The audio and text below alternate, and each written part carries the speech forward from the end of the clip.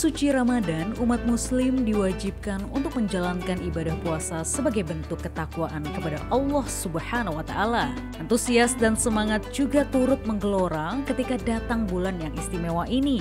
Akan tetapi, di samping itu, tak jarang dari kita yang masih melalaikan sholat 5 waktu, bahkan saat sedang berpuasa.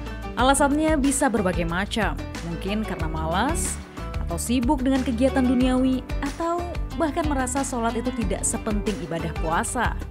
Nah, jika begini, apakah puasa mereka dianggap sah? Atau malah sia-sia?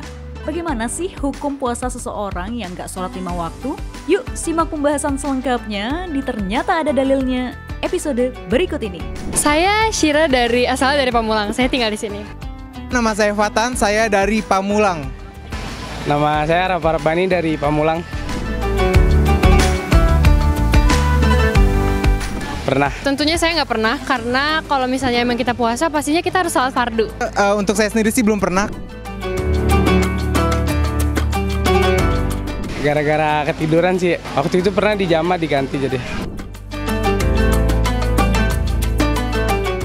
Menurut aku personally, pastinya puasanya nggak bakal sah. Dan emang karena udah aturan agama kita juga untuk misalnya kalau puasa itu emang harus sholat fardu. Karena itu juga bisa, sholat fardu juga tentunya wajib bagi kita. Dan itu juga menambah pahala puasa. Jadi menurut saya kalau misalnya emang dia puasa tapi nggak sholat fardu, puasanya nggak sah. Sholat itu lebih wajib ketimbang dari puasa menurut saya. Semoga mendapat hidayah aja dari Allah Subhanahu wa Ta'ala.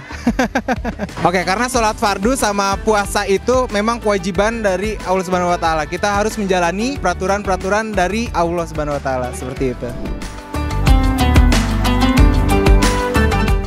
Baik, untuk berbicara masalah sholat itu adalah sesuatu perintah dari Allah yang tidak dapat ditinggalkan dalam bentuk dan kondisi apapun.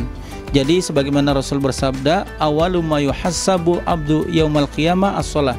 Sesuatu yang nanti bakal ditanya oleh Allah pada hari kiamat pertama kali adalah sholat.